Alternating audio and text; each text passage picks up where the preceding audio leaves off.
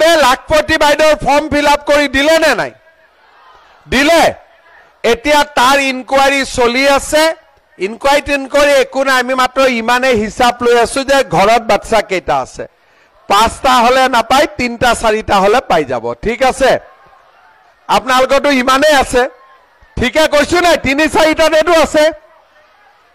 কাৰ বেছি আছে হাত দাঙিব নালাগে দিয়ক যদি বেছি হি আকৌ দুখ পাব তাকো কিবা কিবি কনসিডাৰ কৰি দিম ঠিক আছে এতিয়া এই পইচাটো আপোনালোকে খুব কম দিনৰ ভিতৰতে পাই যাব তাৰ মানে আজি আপোনালোকে সুদয় পাম ঘৰে ঘৰে আমাৰ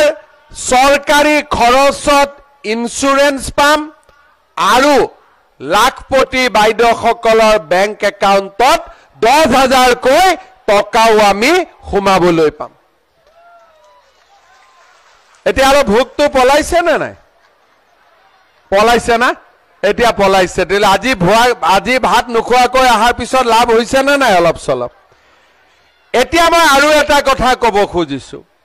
এইখিনিটো মই মুখ্যমন্ত্ৰী হিচাপে ক'লো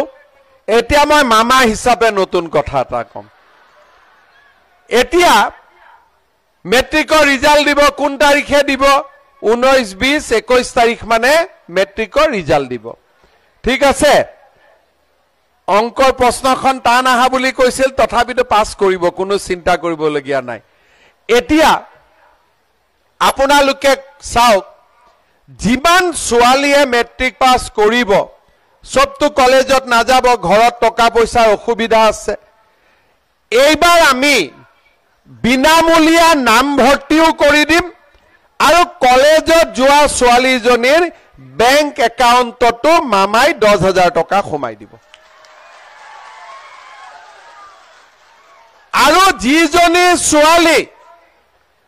ডিগ্ৰীত নাম লগাব তাইক 12,500 টকা সোমাই দিম আৰু যোনে বিশ্ববিদ্যালয়ত পঢ়িব সেই ছোৱালীজনীক 25,000 টকা আমি বেংক একাউণ্টত দিম তাৰ মানে কি হ'ব ছোৱালীৰ পঢ়াৰ দায়িত্ব মামাই ল'ব লৰাৰ পঢ়াৰ দায়িত্ব দেউতাক মাকে ল'ব হ'ব নে লৰাটো ময়ে ল'ব লাগিব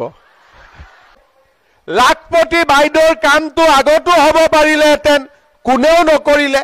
আৰু লাখপতি বাইদেউ আকৌ মনত ৰাখিব 10,000 নহয় দে মই পিছত আৰু 25,000 টকা দিম প্ৰথমতে 10 পিছত আৰু 25 পাব তাৰ মানে লাখপতি বনাইহে এৰিম 100% বনিবই লাগিব হ'ব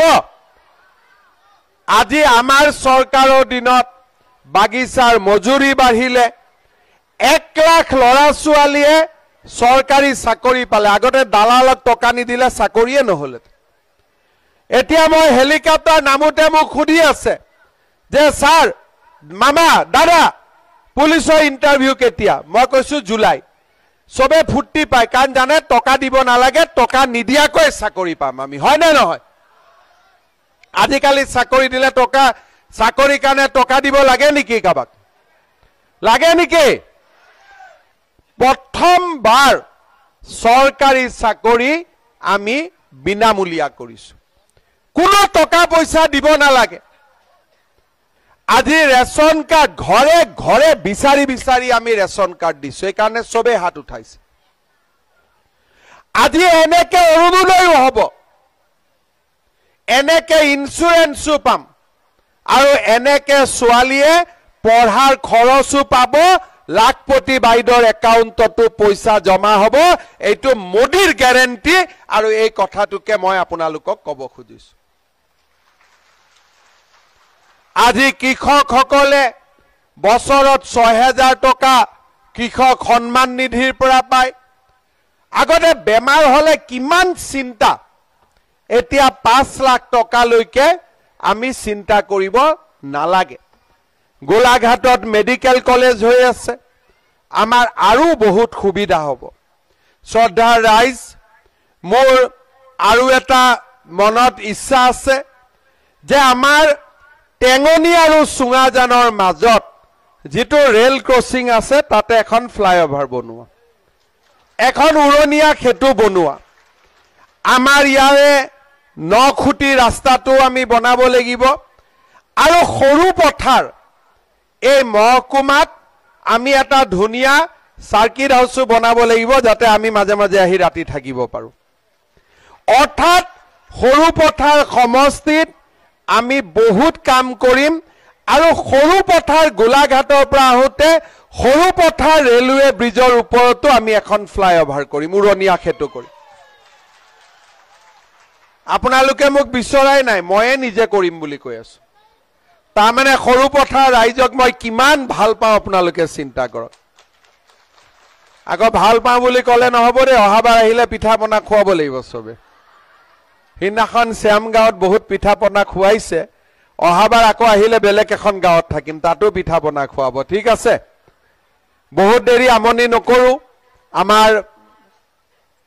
ঘৰত যাব লাগিব ভাত পানীও খাব লাগিব এটা কথা মই সকলোকে অনুৰোধ কৰিম